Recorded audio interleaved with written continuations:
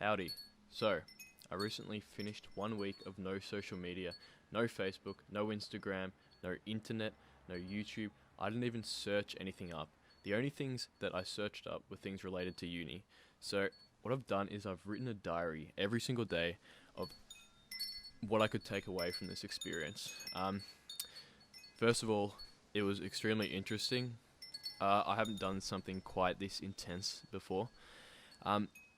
So yeah, I've written down kind of a day-to-day journal, if you will, of everything I kind of learnt and everything I was feeling at the time. Yeah, it's pretty intense, but I will go through it with you now. Okay, so this is what I've learnt in 1 week of no social media or internet. You have to deal with negative emotions. You can't just pull up Netflix and let them fade. So this is kind of relating to the point of emotional regulators. There's nothing there. You can't really drown your sorrows in, YouTube or entertainment or whatever.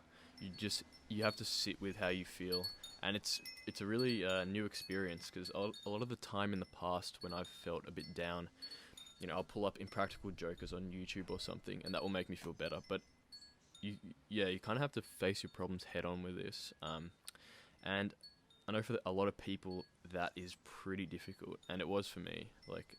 Yeah, it's a massive learning experience, and it's pretty intense. I also initially felt very antsy, and I was always in a bad mood. And this again is probably because I wasn't, doing fun things or regulating my emotions or whatnot. So yeah, this is all day one. I wrote that I felt disconnected. It's interesting going from being able to talk to pretty much whoever you want at any time during the day to being just completely cut off from everyone and everyone's lives. Yeah, it's a really weird experience. I felt very isolated almost. It was just me, and the only thing that I could focus on, or the only thing that I could even view, is myself. So that was weird. I write, loneliness is overwhelming, especially in isolation. So I was probably feeling a bit low at this point. So day 2. Alright, I write that focusing on other aspects of life is much easier. I feel genuinely motivated to do university. I'm not getting a rush from social media, so I get it from being productive, which was good. So pretty much the only thing I had to do in my day was either read. The book I'm reading is not particularly exciting. It's a philosophy book. It's nausea. Yeah, play piano, which it gets kind of old after a while just because your fingers get really tired, and study. So those were the 3 things I could do in the day. So yeah, it kind of makes studying much more fun and enjoyable, because I'd be sitting at my table watching lectures and I'd actually be learning things, and that's the only information I was taking in the day. So it made it a lot more special. I'd want to sit down and study biodiversity and look at all the cool animals and stuff. So yeah, it was good for motivation initially with study. So I know I've touched on this before, but dealing with your emotions definitely becomes much harder. You can't get lost in YouTube or Netflix. You can't run away from how you feel. You have to address your emotions. You can't distract yourself or hide away in dopamine rushes. So I think that summarizes it pretty well. It's a very introspective time. Day 3. Boredom. Much more productive. Days feel longer.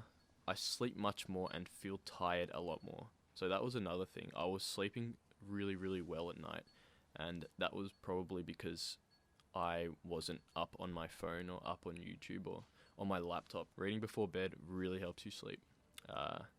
So yeah, I felt like a lot of the time when I watch YouTube and stuff before bed, I'm always constantly thinking over the shit I was watching in my dreams. I'm dreaming about really active vlogging or whatever. But it's so much more peaceful when you don't have that, and when you're just sitting with yourself, not getting lost in the day. It makes your sleep much calmer and deeper, I think. So I didn't write anything on day 4. I was probably busy. Day 5. Woke up angry that I couldn't watch YouTube. I feel much clearer. I slept 10 hours last night easily. Even when I see Facebook or YouTube logo on my computer, it gives me anxiety. I know that on those sites there's so much comparison and agenda. It feels so refreshing to be off them. So another thing for me is all the kind of comparison, and even though it's subconscious, when you go without YouTube or Facebook for a period of time, you really, really don't want to go back to that.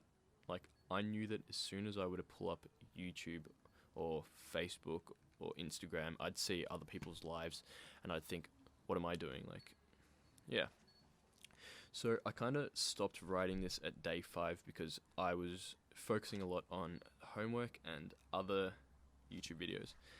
But pretty much a summary of the last 2 days was every day I feel like is a better day. Initially it's really hard. I reckon around day 2 is the hardest because the first day you're kind of coming off that high of, information of YouTube and stuff. Second day is hard. It's like rock bottom. And then you kind of build up from there. Like, you're bored, but you kind of develop more interest in the little things that you do, like reading, piano. I'm really glad that I was able to focus on stuff like that. Like, I feel like I've taken so much more away than I could if I was watching YouTube. I've learnt this piece on the piano and I'm like perfecting it, and I would never have done that. That was like a bucket list thing for me. It was really a piece I really liked, so I'm really glad I did that. And I've read some of this book, and I feel like I feel like reading's kind of giving me a lot more than watching videos would have.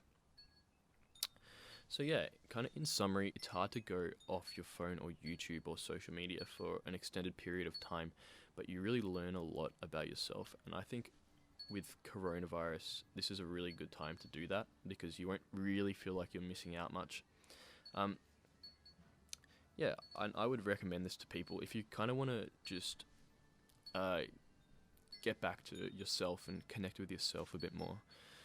1 week is a really good amount of time. Even 4 days, 5 days is a lot of time to kind of make you aware of things you need to work on in yourself, because when all that distraction and stuff isn't there, it's very eye-opening to what you really need to be focusing on to make your life better.